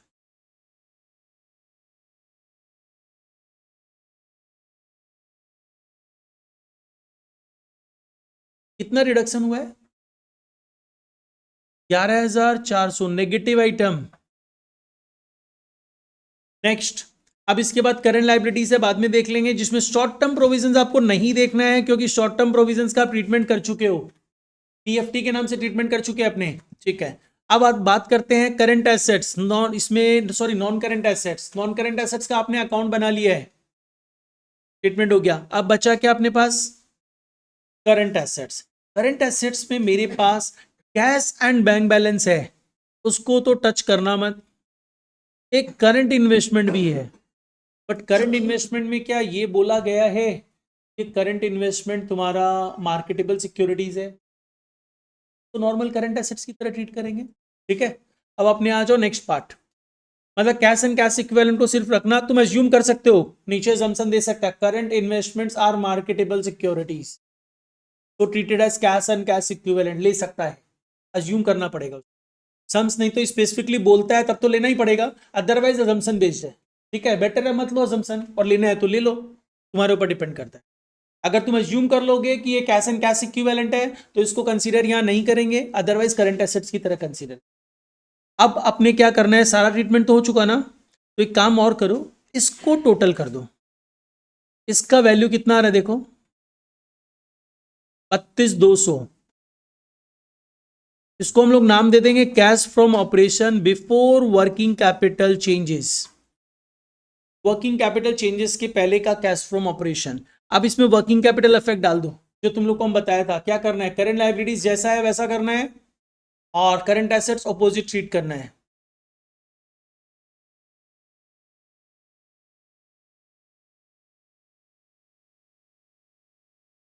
तो देखो क्या क्या है मेरे पास, पहले करंट एसेट्स ही ले लेते हैं, वहीं पे है।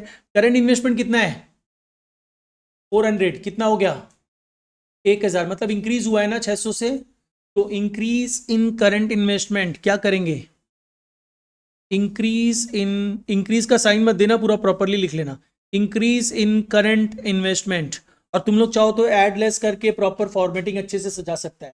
कितना, 600 रुपया, क्या करेंगे इसको, लेस। इसके बाद क्या है, इन्वेंट्रीज जो 40,000 से नहीं 60,000 से 70,000 हो रहा है, इंक्रीज इन इन्वेंट्रीज। 60,000 से 70,000 मतलब 10,000 से इंक्रीज हो रहा है। करंट एसेट्स रिवर्स चलते हैं अपने, इंक्रीज हो रहा है तो लेस करेंगे। इसके बाद मेरे पास और क्या है, ट्रेड रिसीवेबल्स 20,000 से 28,000 हो रहा है, ये भी इंक्रीज हो रहा है, इंक्रीज इन ट्रेड रिसीवेबल्स 8,000 ना। नेक्स्ट इसके बाद क्या दिया हुआ है देखो, अदर करंट एसेट 600 से 1000 हो जा रहा है, ये भी इंक्रीज कर रहा है, increase in other current assets 600 रुपया, लेस होगा 400 है क्या, ओके।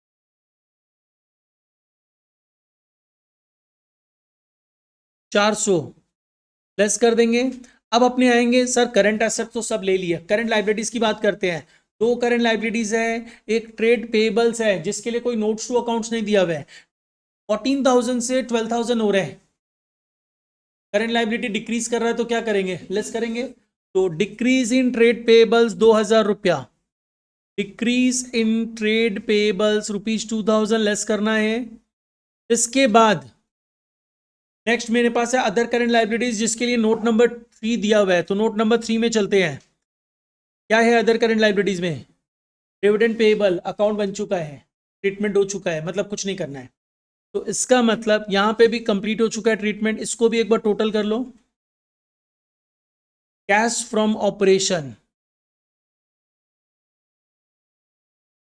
ये आ रहा है 11,200, चेक कर लेना सभी कोई, 11,200, जिसमें से आपने 6,000 रुपया का टैक्स पे कर दिया, तो ये कितना बचा बैलेंस, 5,200। ये तुम्हारा पॉजिटिव बैलेंस है, और इसको क्या बोला जाएगा पता है, net cash flow, net cash flow from operating activities. ये तुम्हारा ऑपरेटिंग एक्टिविटी का नेट कैश फ्लो है, net cash flow from operating activities 5,200। अब इसके बाद आ जाओ इन्वेस्टिंग एक्टिविटी। इन्वेस्टिंग एक्टिविटी में तो कुछ एक्स्ट्रा पार्ट है ही नहीं, यही मेरा 2,000 जो है वो net cash flow from investing activities करके हम दिखा देंगे पॉजिटिव। अब आ जाओ इन्वेस्ट ये सॉरी फाइनेंसिंग एक्टिविटीज में। फाइनेंसिंग एक्टिविटीज में आप क्या करोगे, इसका टोटल करो, देखो कितना बच रहा है, नेगेटिव या पॉजिटिव, 4,200 नेगेटिव है, जिसके सामने आप लिख दोगे net cash used, cash used हुआ है मतलब net cash used in financing activities. Financing activities में इतना कैश यूज हो रहा है। अब ध्यान दो, तुमको ये पता चलेगा इन तीनों का समीशन करके क्या कैश यूज हुआ है कि कैश आया है। तो देखो टोटल अमाउंट था 5,200 प्लस 2,000, 7,200, 7,200 माइनस 4,200 कितना हुआ, 3,000। तो 3,000 रुपया मेरा चेंज ही हुआ है पूरे ईयर में। कैसे चेंज हुआ, क्या क्या चेंज हुआ, ये पता चल गया। ठीक है, तो इसको हम लोग क्या नाम देंगे पता है, नेट पॉजिटिव है ना, तो तुम्हारा जो भी बैलेंस था 3,000 से बढ़ गया है, तो इसको लिखेंगे net increase in cash and cash equivalent, that is 3,000। इसमें आप क्या करोगे, ऐड करोगे, क्योंकि इतना अमाउंट इंक्रीज हुआ है। पहले कितना था मेरे पास, opening cash and cash equivalent opening cash and cash equivalent वो भी 3000 ही था, तो closing must be 6000। Closing cash and cash equivalent, तुम लोग अगर कंप्लीट कैश फ्लो स्टेटमेंट करता है ना, तो तुम लोगों के पास एक ऑप्शन रहता है कि तुम सेटिस्फाइड हो जाएगा कि शायद मेरा राइट है। हम शायद वर्ड इसलिए यूज कर रहे हैं ना, जैसे रीपेमेंट ऑफ बैंक ओवरड्राफ्ट अगर तुम इन्वेस्टिंग में भी दिखा देगा, फाइनेंस ऑपरेटिंग में भी दिखा देगा, तभी मैच तो करना ही है। तो 6000 आंसर है क्या, चेक कर लो, क्लोजिंग बैलेंस 6000 है। बोल बोल। सम नंबर 7, देखो समझना एडजस्टमेंट्स क्या क्या दिया हुआ है, पहले इस पे ध्यान देना। एडजस्टमेंट्स में बोल रहा है प्रपोज्ड डिविडेंड है फॉर द इयर्स एंडेड 31 मार्च 17। हमें इंफॉर्मेशन जो दी हुई है किस ईयर के लिए दी हुई है, देखो आप जो कैश फ्लो स्टेटमेंट में वॉट एवर दो एक्टिविटी बना रहे हो किस ईयर के लिए बना रहे हो, 17-18, 31 मार्च 18 का बना रहे हो, ठीक है। अब बात आती है प्रपोज डिविडेंड, मेरे पास 31 मार्च 17 का भी है, 31 मार्च 18 का भी है, विच वन इज इररेलेवेंट। 18 का इररेलेवेंट है, मतलब 20,000 रुपया इररेलेवेंट है, मेरे को 21,000 से मतलब है जो लास्ट ईयर का है, ठीक है। तो मैंने बोला था ना पहले इंफॉर्मेशन पढ़ना, वर्किंग कर लेना, तो यानी मेरे को प्रपोज डिविडेंड पता चला। अब प्रपोज डिविडेंड जब पता चला तो ढूंढो डिविडेंड पेबल है क्या।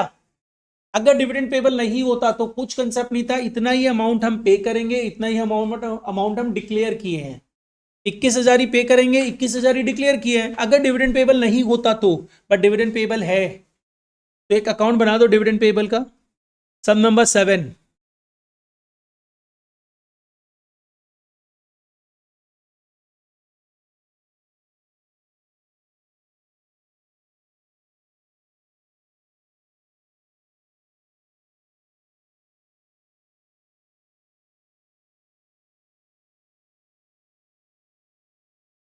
Dividend payable account. Opening balance हमारे पास नहीं है, क्लोजिंग बैलेंस हमारे पास है 3000।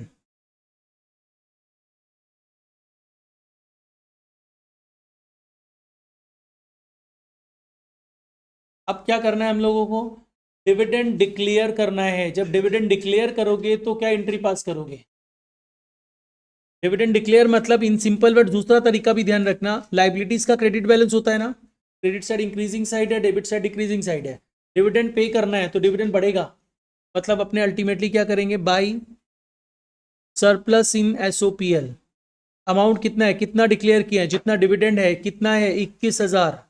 अभी थोड़ी देर पहले ये एडजस्टमेंट तुम लोगों को बताया था।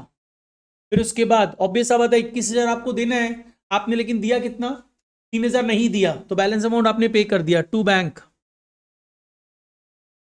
कितना पेड किया डिविडेंड, 18,000। पहले वर्किंग कंप्लीट करते हैं, फिर दोनों एक्टिविटीज क्या क्या है उसका इंफॉर्मेशन ले लेंगे। नेक्स्ट पार्ट क्या है, देखो डिविडेंड का पार्ट तो हो गया, नेक्स्ट क्या बोल रहा है, नेक्स्ट बोला जा रहा है loan instalment and interest on loan was paid at the end of the financial year. Loan instalment, देखो ध्यान दो, मेरे पास लोन कितने का दिख रहा था, 1 लाख का, जो लास्ट में जाते जाते कितना हो गया, इसका मतलब 40,000 का लोन का रीपेमेंट हुआ है। Financing activity, repayment of loan हम यहां पे लिख दे रहे हैं, repayment of loan amount is 40,000, जिसपे 10% इंटरेस्ट है। इंटरेस्ट ऑन लोन भी तो पे करेंगे ना, इंटरेस्ट ऑन लोन, इसका अमाउंट हम लोगों को संस्कार बताएगा इंटरेस्ट ऑन लोन का, थोड़ा जल्दी ट्राई करना।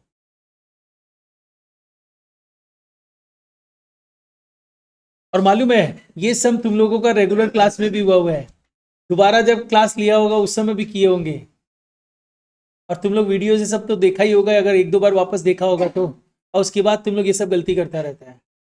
मतलब कितनी बार भी रिवीजन करा दो, गलती करने वाला गलती करेगा ही करेगा, है ना सुजल। हमारा गलती करने वाला गलती करेगा ही करेगा, हर स्टूडेंट का बात नहीं किया है, ठीक है। तो 10,000 का इंटरेस्ट लोन है, इसके बाद और क्या है, डेप्रिसिएशन से रिलेटेड पार्ट है, इसमें अच्छा एडजस्टमेंट है क्योंकि एक्यूमुलेटेड डेप्रिसिएशन का कंसेप्ट है, समझ लो इसको भी। लेकिन उसके पहले अपने ये पार्ट समझ लेते हैं जो लास्ट पार्ट है। 70% of its non current investment which is held in the beginning of the year, आपने उसे बेच दिया है at a profit of 20% on it's book value. एक बार मेरे को तुम लोग ये भी कैलकुलेट करके बताओ ना, क्योंकि ये सब कैलकुलेशंस ना कैश फ्लो से रिलेटेड नहीं है। कितना बुक वैल्यू पे बेचे, क्या सेल वैल्यू है, ये सब तो नॉर्मल कैलकुलेशन है। एक बार सभी को ही कैलकुलेट करो, ऑनलाइन में भी जो बच्चे कैलकुलेट करो कि सेल प्रोसीड्स कितने का इन्वेस्टमेंट का। इन्वेस्टमेंट अकाउंट बनाना पड़ेगा, लेकिन सेल प्रोसीड्स तुम लोग कैलकुलेट कर दो। एक नॉन करेंट इन्वेस्टमेंट अकाउंट बना दे रहे हैं हम, क्योंकि जब भी कुछ एडजस्टमेंट होना अकाउंट बना दिया करो, क्योंकि कुछ ना कुछ एक्स्ट्रा इनफ्लो आउटफ्लोस कुछ ना कुछ कैलकुलेट हो सकता है। Non current investment, opening balance कितना था इसका, 20,000, and the closing balance is 1 lakh. देखो सब में क्या बोला था, आपने क्या किया, आपने basically 70% of non current investment which is held in the beginning of the year. तो बिगिनिंग ऑफ द ईयर में कितना इन्वेस्टमेंट था आपके पास, 20,000, उसका कितना परसेंट आपने बेचा, 70%। तो 20,000 का 70% मतलब 14,000 का इन्वेस्टमेंट आपने सेल आउट किया। 14,000 तो तुम्हारा बुक वैल्यू है, तुम प्रॉफिट तो रखोगे। प्रॉफिट कितना रखा तुमने, 20%, मतलब इसमें 20% हमने ऐड कर दिया। तो 14,000 का 20% कितना हो गया, 2,800। तो 14,000 प्लस 2,800 कितने में बेचे अपने, 16,800। तो यहाँ पे सेल प्रोसीड्स इज 16,800। अब क्वेश्चन ये आता है, ये तो हमने कर दिया 16,800, और कुछ नहीं बताया हुआ है।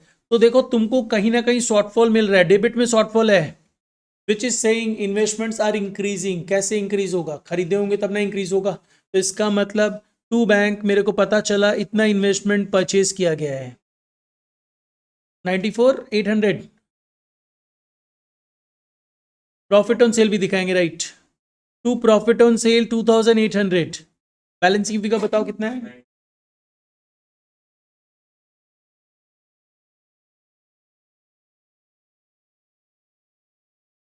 तो ये तो इन्वेस्टमेंट अकाउंट भी बन गया। अब एक बार डेप्रिसिएशन से रिलेट करके प्लांट एंड मशीनरी अकाउंट बना देते हैं। पीएफडी टेक्निक है, हम एक बार लर्निंग ट्रिक में यहाँ पे समझा देगा। जिसको आता है वो लोग तो प्रॉपरली समझ जाएंगे, जिसको नहीं आता है वो लर्निंग ट्रिक में समझो और वही ट्रिक अप्लाई कर देना एग्जाम में। Plant and machinery opening balance कितना है, ये ऑलवेज ध्यान रखना, ये जो ओपनिंग बैलेंस होना चाहिए वो कॉस्ट होना चाहिए ऑलवेज। कॉस्ट मतलब अगर डेप्रिसिएशन इसमें लेस किया हुआ है तो उसको एडबैक करके ले लेना, और अगर लेस नहीं किया हुआ है तो कोई दिक्कत ही नहीं है, ऑलवेज कॉस्ट लेना है जब भी पीएफडी टेक्निक फॉलो करोगे। देखो तुम लोगों को अगर लेना हो तो यहाँ पे कौन सा बैलेंस लेंगे, डेप्रिसिएशन लेस करने के पहले का बैलेंस, दैट इज 1,40,000 एंड 1,70,000। तो यहाँ पे आप क्या करोगे, 1,40,000 बैलेंस ले लोगे यहाँ पे, एंड क्लोजिंग बैलेंस में भी कॉस्ट ही होना चाहिए एट कॉस्ट। ये कितना है, 1,70,000 ना। अब PFD that is accumulated depreciation, इसका ओपनिंग बैलेंस कितना है, क्रेडिट बैलेंस होगा इसका, ऑलवेज ध्यान रखना। तो क्लोजिंग बैलेंस कितना दिया हुआ है इसका, opening balance, sorry, opening balance is 40,500 ना, एंड क्लोजिंग बैलेंस इज 24,000। अब ये करने के बाद लोग देखो सम्स में तुम लोगों को कुछ इंफॉर्मेशन दी हुई है, वो इंफॉर्मेशन ये है, depreciation provided during the year. तो जब भी आप पीएफडी टेक्निक फॉलो करोगे तो करंट ईयर का डेप्रिसिएशन ऑलवेज पीएफडी अकाउंट में दिखाओगे बाय डेप्रिसिएशन, क्योंकि एंट्री होती है depreciation to provision for depreciation. यहां पे दिखाना है कितना अमाउंट है जो दिया हुआ है, 13,500। कभी भी प्लांट एंड मशीनरी अकाउंट में मत दिखा देना, ठीक है, करंट ईयर का डेप्रिसिएशन। अब क्वेश्चन ये आता है, पीएफडी का क्रेडिट बैलेंस होता है, एनी काइंड ऑफ प्रोविजन का क्रेडिट बैलेंस होता है, मतलब credit side is a increasing side, debit side is a decreasing side. और प्लांट एंड मशीनरी एसेट है, उसका डेबिट बैलेंस होता है। Debit side is a increasing side, credit side is a decreasing side. अब मेरे को दिख रहा है पीएफडी कम हो रहा है, प्रोविजन फॉर डेप्रिसिएशन जब भी कम होगा ना, ये ऑलवेज फिक्स एसेट्स अकाउंट में चार्ज होगा। Learning trick. अदरवाइज कंसेप्चुअली तो वो अल्टीमेटली क्या होता है, उतना कॉस्ट जो डेप्रिशिएट हो चुका है वो अपने हटाते हैं, तो एंट्री पास करते हैं PFD account debited to asset account. यहाँ पे बेसिकली सिंपली ध्यान रखना कि यहाँ पे जो भी शॉर्टफॉल आएगा वो शॉर्टफॉल ऑलवेज क्या चीज को रिप्रेजेंट करेगा, फिक्स एसेट्स में ट्रांसफर होगा, जो यहां से फिर आप ट्रांसफर कर दोगे। तो यहां पे आपने किसी एसेट को बेचा तो है नहीं, मतलब क्या हुआ होगा, कोई ऐसा एसेट होगा जो फुल्ली डेप्रिशिएट हो चुका है, डिस्पोज हुआ होगा, वो फुल्ली डेप्रिशिएटेड एसेट डिस्पोज हो गया होगा। ठीक है, तो डेप्रिसिएशन बुक से गायब होगा। तो यहां पे ध्यान रखना, इसको ट्रांसफर कर देना। कितना बैलेंसिंग फिगर आया है, 30,000। इस 30,000 को यहां ट्रांसफर करोगे बाई पीएफडी 30,000। ये प्रोसेस ऑलवेज फॉलो करना। मतलब अगर किसी एसेट्स को आप बेचोगे तो भी प्रोविजन फॉर डेप्रिसिएशन हो तो वो कहां पे दिखाओगे, उसका प्रोविजन फॉर डेप्रिसिएशन आप प्लांट एंड मशीनरी में क्रेडिट में दिखाओगे। कोई सेल प्रोसीड्स है नहीं, कुछ है नहीं। अब क्या करो, देखो कुछ डिफरेंस आ रहा है क्या प्लांट एंड मशीनरी अकाउंट में, डिफरेंस आ रहा है। कहां पे डिफरेंस आ रहा है, डेबिट साइड में डिफरेंस आ रहा है। वो क्या रिप्रेजेंट कर रहा है, इंक्रीज कर रहा है। मतलब अल्टीमेटली आप क्या दिखाओगे, टू बैंक परचेजेस एंड कितना अमाउंट है, 60,000। वर्किंग्स एक्सेट्रा सारा हो चुका है। अब हम लोगों से दो एक्टिविटीज पूछा था, इन्वेस्टिंग एक्टिविटी कितना है और फाइनेंसिंग एक्टिविटी कितना है, वो कैलकुलेट करके देना है। एक बार कैलकुलेट करो, फॉर्मेट में करने का जरूरत नहीं है, रफली कैलकुलेट करो और अमाउंट बताओ ये है, तो उससे चेक करते हैं। उससे तुम लोगों को कितना समझ में आ रहा है ये भी तो पता होना चाहिए। Mention whether the following would result in inflow outflow और नो फ्लो ऑफ कैश, जिससे पूछे वही आंसर देना। वो आंसर तुम लोग चीटिंग, तुम लोग बोर्ड में देखो ना, अभी उससे मत देखो।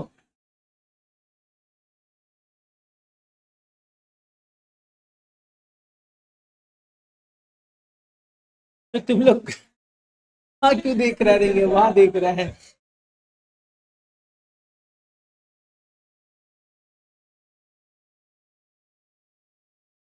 अच्छा, वैसे issue off fully paid bonus shares, bonus shares क्या होता है पता है, कंपनी फ्री में देता है, फ्री में देता है, पैसा लेता देता नहीं है, तो इसका मतलब क्या, कोई कैश का फ्लो होगा ही नहीं। और नेक्स्ट बोला cash withdrawn from the bank, इसमें भी नो फ्लो। ठीक है, तब तो तुम लोग इसमें तो चीटिंग कर लेगा सब, छोड़ो। इसको तुम लोग अपने आप पढ़ लेना, आंसर दिया वही है, जो डाउट लगे पूछ लेना। तब अभी एक छोटा सा सम और करो तुम लोग। क्या बोल,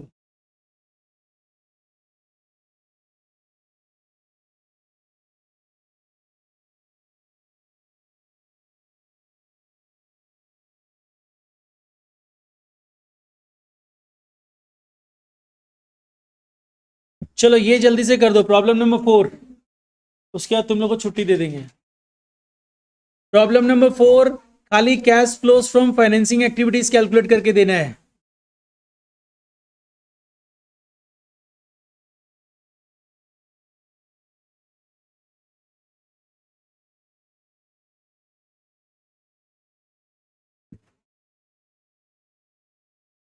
देखो चेक कर लो, एक तो इक्विटी शेयर कैपिटल में कोई चेंजेस नहीं है, प्रेफरेंस शेयर कैपिटल में भी कोई चेंजेस नहीं है, लेकिन प्रेफरेंस डिविडेंड तो पे करना पड़ा होगा ना।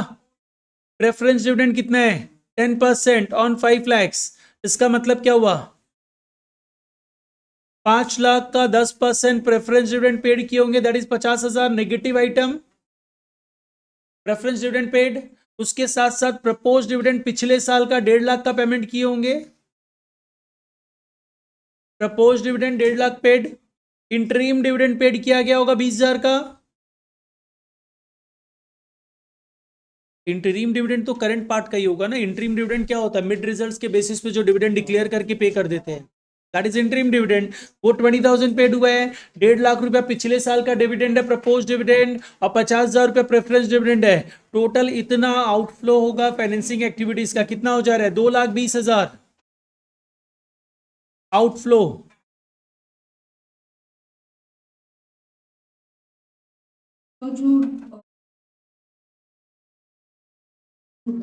हाँ देख, लिखा हुआ भी है वैसे, propose dividend equity share holders के लिए रहता है, लिखा हुआ भी है, propose dividend on equity shares लिखा हुआ भी है। इंटरिम ऑलवेज ये इक्विटी शेयर्स का रहता है, प्रेफरेंसेस को नहीं मिलता है।